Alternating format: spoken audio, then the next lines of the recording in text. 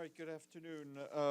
As you saw a short while ago in a joint statement, the Republic of Turkey, the State of Qatar, and the United Nations said they are co-convening a high-level and inclusive conference from the 24th of April to the 4th of May between the representatives of the Islamic Republic of Afghanistan and the Taliban.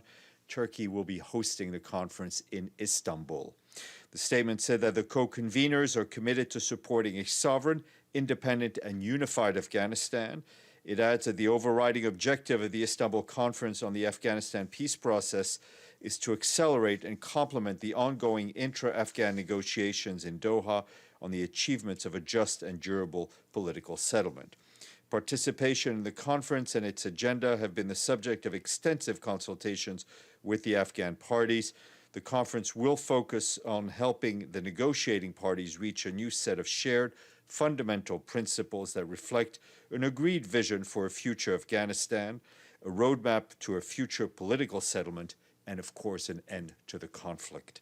The co-conveners said that their expectations is that the conference will provide an important opportunity for all parties to reiterate support for the people of Afghanistan and their path towards an inclusive peace, stability, and prosperity.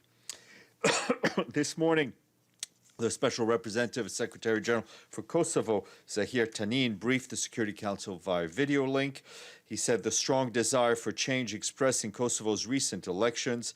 Mr. Tanin said the expectations expressed were for a shift in the responsiveness of a government to the real hopes and needs of its voters, for greater equality of opportunity, accountability, and the rule of law. On the COVID-19 pandemic, Mr. Tanin briefed the Council on the alarming infection rates in Kosovo and said that Kosovo remains under relentless pressure from the spread of COVID-19, and he urged member states to accelerate vaccine-related support for Kosovo amid global struggles to ensure vaccination supplies. Turning to situation St. Vincent's and the Grenadines, the World Food Programme today said that its staff with expertise in food security, cash and social protection, vulnerability analysis, and logistics have now arrived in St. Vincent. They are working closely with the Caribbean Disaster Emergency Management Agency and national authorities to identify and address immediate needs and strengthen the logistics response. According to the World Food Programme, the eruption of La Soufrière volcano has displaced an estimated 16 to 20,000 people out of a total population of around 100,000. Initial estimates indicate that 3,500 persons are in shelters as of April 12th. Other evacuees are being housed in private homes. Neighboring countries are also making plans to host potential evacuees. WFP is currently planning for food, cash, or voucher assistance to evacuees, including in neighboring areas. WFP has nearly 2,800 ready-to-eat meals on standby to be used. For its part, the UN Children's Fund and its partners are also on the ground providing humanitarian assistance to approximately 4,800 children in need. Within 24 hours of the eruption, UNICEF provided an estimated 9,000 people, including children, with access to safe water and hygiene services in the evacuation shelters. UNICEF says they need about $925,000 to cover needs for the next 6 months. And for tomorrow, we hope to bring in by video conference some UN staff on the ground who can give you a vivid picture of what is going on. Turning to Ethiopia, we have an update on the nutrition situation in Tigray. Our humanitarian colleagues tell us that multiple displacement sites have reportedly not received food and other assistance since the conflict started 5 months ago. While nutrition data remains inadequate, available data indicates alarming malnutrition rates. Out of more than 69,000 children in Tigray screened for malnutrition, more than 1,900 cases of severe acute malnutrition have been identified and more than 17,700 cases of moderate malnutrition. We, along with our humanitarian partners, continue to provide services at health facilities. This includes supplementary feeding programs for hundreds of thousands of children and breastfeeding mothers, as well as transportation of nutrition supplies. The World Food Programme says they're targeting nearly 867,000 children and about 415,000 pregnant and breastfeeding mothers in 78 districts throughout Tigray through its feeding programs. Since February, more than 95,000 children and women in 15 districts have been reached. The humanitarian presence is gradually increasing with improved access in Tigray. As of April 6th, there are 186 UN staff supporting humanitarian response in the region. Most of them, obviously, national staff, with more than 1,500 more aid workers from NGOs. And the UN mission in South Sudan, the peacekeeping mission in South Sudan, are telling us that its peacekeepers have assisted victims of a cattle raid in Buda in Warrap state. Working with local authorities and South Sudanese army, the peacekeepers assisted the treatment, recovery, and evacuation of 27 people. Among those injured were women, children, and youth. At least 19 people were killed in this incident. The UN mission has established a number of temporary bases in conflict-prone in areas to protect civilians and deter violence. In this case, it has allowed peacekeepers to respond quickly and effectively to help wounded civilians and monitor the area of the attack. Meanwhile, in Awel town in the state of northern Bahr al-Ghazal, the mission concluded training for 15 directors of the South Sudan National Police Service.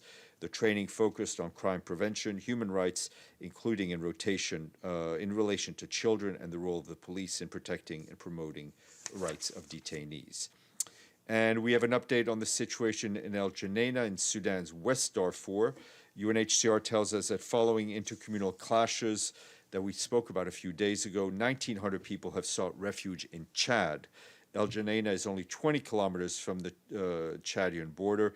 The refugees have been are currently being hosted just 200 meters inside of Chad across the border.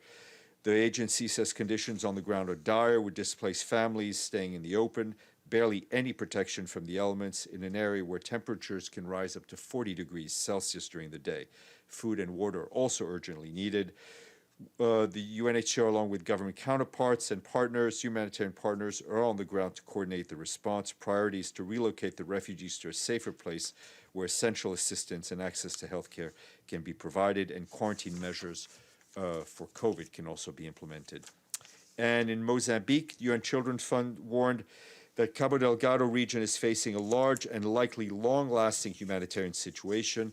UNICEF says it's concerned about the rising rate of malnutrition and also about cholera, which has not yet under control and spreading to other provinces. For its part, sister agency World Food Program said they are appealing for $82 million to ramp up response in northern Mozambique. More than 950,000 people in the region are facing severe hunger, according to our friends at WFP. The World Food Program also says that while there are certain places humanitarian workers could access, the security situation was not stable enough to travel to Palma and is expected to remain intermittently difficult for several months to come. And I just want to flag a tragic story in the midst of tragic stories. The UN Migration Agency is telling us that at least 42 people have died after a boat operated by smugglers capsized on its way to Djibouti in the early hours of Monday. The boat was transporting approximately 60 migrants who were escaping the conflict in Yemen. Every year, tens of thousands of young African migrants from the region make their dangerous journey from countries like Somalia and Ethiopia through Djibouti and Yemen in search of work in the Gulf.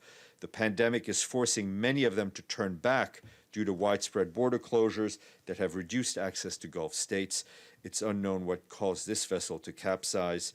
Despite the dangers, the number of migrants arriving in Djibouti is continuing to increase. IOM says in March, over 2,300 migrants arrived from Yemen, compared to 1,900 in February. Most were trying to head home to Ethiopia and Somalia. In both Djibouti and Yemen, IOM is providing food, water, and medical care, as well as counseling for survivors of such tragedies. Last month, the agency launched a regional migration response plan for the Horn of Africa and Yemen, and they are asking for $99 million to support the needs of migrants in those areas. Quick update from Brazil, where our work there to help with COVID. There are over 13.5 million confirmed cases of COVID-19, and more than 350,000 people have died from the virus. The UN team continues to support local responses, reiterating the importance of preventing measures and focusing on vulnerable groups, including indigenous communities. more than 80 Waro indigenous people in the northern region of Natal and Teresina have received their first dose of COVID-19 vaccine. UNHCR produced information material in the local language to support the campaign. IOM provided health care to indigenous communities reaching 200 people and delivered disinfection kits to 3 health facilities to assist 7,200 people. For its part, UNICEF continues to provide health and nutrition support for more than 300 pregnant and breastfeeding women impacted by the lockdowns in Belem and Anandindua state, while UNHCR and the World Bank launched policy research on work permits to support socioeconomic recovery. And Comoros received 12,000 COVID-19 vaccine doses yesterday from the Covax facility. The UN team there continues to support the government and local partners in the vaccination rollout. This newly arrived shipment will continue to increase the coverage of targeted population, including frontline workers, people over 60, those with comorbidities, and school teachers. The government also launched the national vaccination campaign over the weekend with WHO and UNICEF help. And in Zambia, 228,000 doses of the vaccine have arrived yesterday. Authorities will launch the vaccination campaign tomorrow at the University Teaching Hospital Lusaka with the help of the UN. And lastly, in a tweet, the Secretary General expressed his best wishes to those celebrating Ramadan. May the Ramadan lessons of solidarity and compassion and mercy be an inspiration to all of us now more than ever. And from Libya to Somalia to Yemen and Iraq, UN special envoys and representatives wished a blessed Ramadan to those who are observing the season. They expressed their hopes that the coming months would help to bring people together and overcome differences. Speaking of differences, let me take your questions. Celia and then James. Thank you, Stéphane. In Mali, the spokesperson of the MINUSMA announced that the prominent leader, Ould Sidati, who was one of the signatories of the peace accord, was shot dead this morning. Is the UN preoccupied by the violence, and what does it mean to the peace accord? Well, you know, we first of all, I'd say we are, of course, saddened by the killing of the Azawad leader following the attack in Bamako. As you mentioned, we've all, our colleagues in MINUSMA have expressed their condolences to the family and to the movement. We will continue to support the Malian government in any way we can on the implementation of the peace process, but also, of course, very importantly, on the investigation that the government said it would announce. We very much hope that this heinous act will not make the peace process, which is already difficult enough, more difficult. Mr. Bays and then Edie. I have some Afghanistan questions. Some are follow-ups on the talks you've announced, but first, reports from Washington that the US president is planning to pull all troops out of Afghanistan by September the 11th, which would mark the 20th anniversary of the start of that military operation. Your reaction? Yes, okay, sorry. You do need to add a question mark. It helps. That being said, I just saw the reports we came in. I don't have an immediate reaction to this point. Our focus right now is on the talks. So if a couple of quick follow-ups on your statement then. The Taliban look like they're not going to the talks. Do you have a reaction to that? And also, there's been some guiding principles for these talks that have been leaked, suggesting that there needs to be a ceasefire from all parties. Can you confirm there needs to be a ceasefire? And what is your understanding of the Taliban position, and what have they told you? My understanding is that there are still internal deliberations going on within the Taliban. I cannot speak for them. An invitation was extended to them. We very much hope to see them participate. I'm not going to start commenting on leaked documents, and even less so on trying to prejudge the negotiation process. Two very quick follow-ups on your statement. The co-conveners, Turkey, Qatar, and the UN. Why is the US not there? This was the US's idea. I think that's a question you have to ask to the U.S. There was widespread consultations at many levels involving many parties, and this is something that obviously was agreed upon. And final, I promise, question on this. You talk about, or the co-conveners talk about the aim of having a sovereign, independent, and unified country in Afghanistan. That is the aim of these talks. Is the UN, as one of the co-conveners, still committed to a democratic Afghanistan, to an Afghanistan with freedom of expression, and an Afghanistan with equal rights for women? Is the UN committed to those three things? We are committed to the people of Afghanistan. We are committed to ensuring that the gains that have been made are not lost, and that is especially true for women in Afghanistan. And the UN believes it should be a democratic. It should be. I mean, we always. I mean, that goes without saying. We always believe that people have a right to the basic democratic principles and a government that reflects their wishes. Ms. Lederer, and then we'll go to Mr. Gladstone. Okay, two follow-ups on Afghanistan and then a question. First, on the Taliban, how important is it that the Taliban participate in these talks? And if they don't show up, what can the talks achieve? Well, listen, it is very. I'm not going to prejudge what may or may not happen. It is obviously, when you are talking about the future of Afghanistan, I think it is important to have both the representatives of the Islamic Republic of Afghanistan and the Taliban. But I'm not going to start going into hypotheticals about what will or may not happen. We understand deliberations are still going on, and we very much hope they will participate. Secondly, who's going to represent the United Nations at the talk? Well, you know, it's to be expected that through modern technology, we can expect the Secretary General to kick off, you know, but obviously all those details are still being worked out. And on Iran, does the Secretary General have any comment on the Iranian announcement today that it plans to significantly boost enrichment of uranium to 60% purity? I mean, I've seen those media reports. What we very much hope and what we've always called for is for Iran to abide by its obligations under various international treaty, IEA and JCPOA. Rick. Hi, Steph. Can you hear me? Yeah. Look, I have a couple of dumb follow-ups on Afghanistan. Is there any significance to the timing of this conference coming? Why is it happening now? And why aren't Afghanistan's immediate territorial neighbors invited?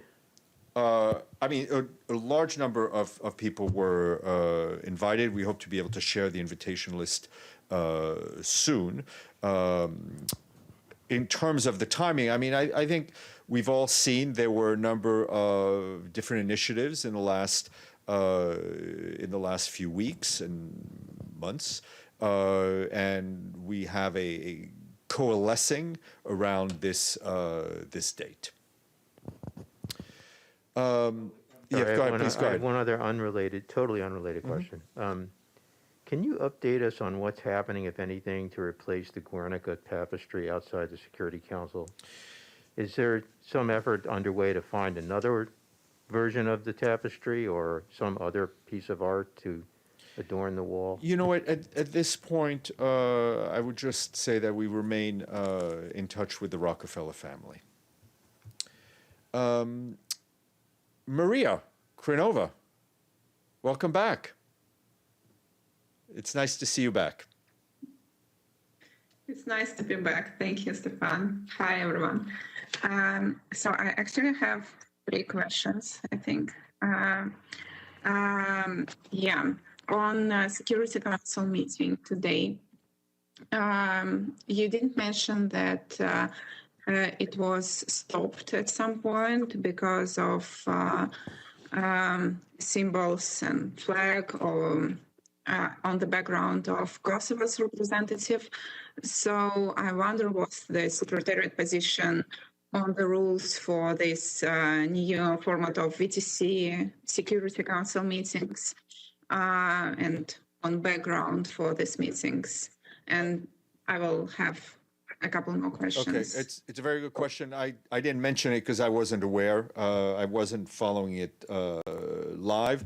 I think that's a question that should also be addressed to the presidency, but I will check on my end as well. Let's go to number 2. Yeah, also I wondered if you have any comment on the talk between US and Russian presidents, which seems to be kind of important, taking into account that there is escalation in Ukraine and Russian ambassador in US is still in Moscow for consultations. Well, you know, for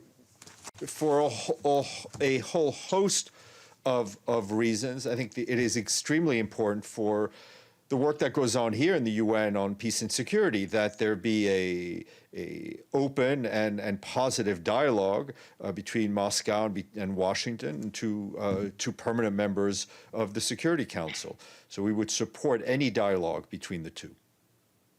Let's go to number 3. Yeah. Last one is on whether you have any comments on letter of Iranian Foreign Minister Javad Zarif to UN Secretary General. No, the letter was received and it will be circulated to General Assembly and Security Council as it has been requested. All right, Thank you. Philippe.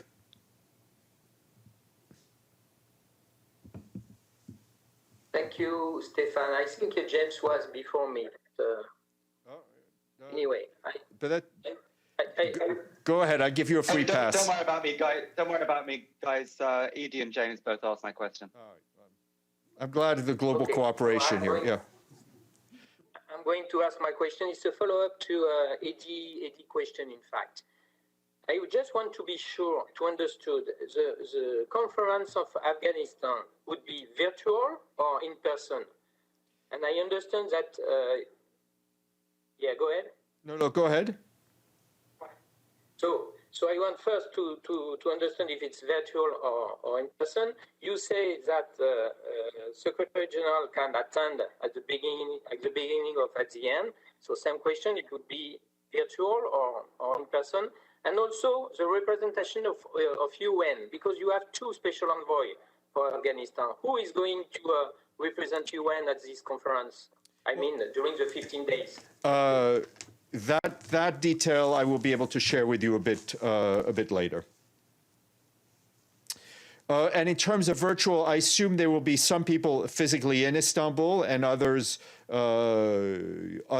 will be virtual. I mean, I think like every major conference these days, there has to be a bit of flexibility.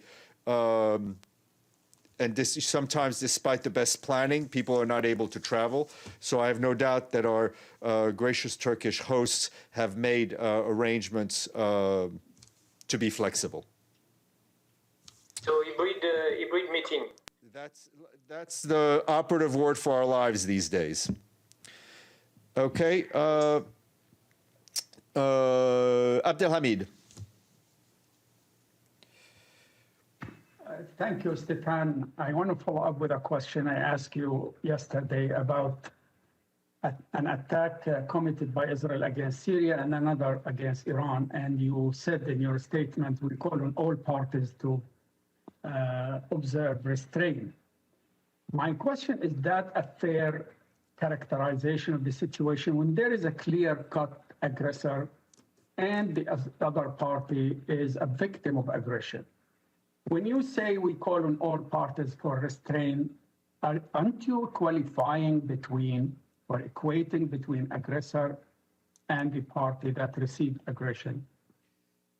Abdelhamid, I'm here to express our position. I think the questions you you raise are very valid questions, and it can be asked for many conflict areas in the world, but I think they're best answered by journalists such as yourselves and analysts. I have nothing else to add to what I've already said in terms of those areas. All right, I see Mr. Bay is reaching for his holster. Okay. Okay. Yes, let's go back to Afghanistan if I can. Yeah. You say in the statement that these talks in Turkey are to complement the talks in Doha. I don't understand the difference. I don't understand what is supposed to be achieved in Turkey and what is supposed to be achieved in Doha. It sounds from your statement that the Doha talks are not superseded. So does it go to Turkey? Because it's not as though you've got the international community in one and the two parties in the other. You're bringing the two parties to Turkey. Is the idea for actual face-to-face negotiations between the two parties in Turkey, or is the idea that they go back to Doha for that after they've been sort of buoyed by the international community? Can you just explain how it works? Yeah, I mean, I think one has to see it in a bit of a flexible way. You have, as you mentioned, you have the sessions in Doha, which are face-to-face. This is a way for the international community to bolster the work of the parties and to show a united front in a path forwards for Afghanistan. Because there was progress in Doha with regard to the US and the Taliban, but not with regard to the Afghan government and the Taliban. Is this because you see Doha as deadlocked? No, I don't think anyone sees anything as deadlock. I think we think that the international, this is a representation of the unified will of the international community to try to help the parties move forward.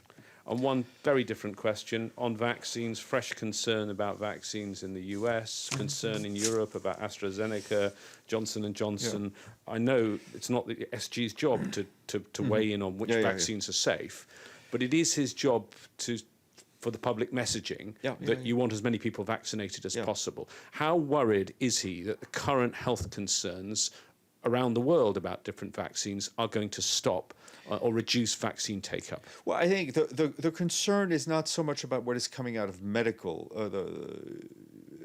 authorities. The concern is what is coming out of disinformation. I think it is very important that people listen to medical advice, follow the advice of experts. The disinformation is a concern to us, but I also think that governments, and including the UN, need to do a really good job in terms of hearing people's concerns, because some of those are not just based on disinformation. So I think we also need to make sure that the public information campaign actually speak to the concerns of the people. Carla. Thank you.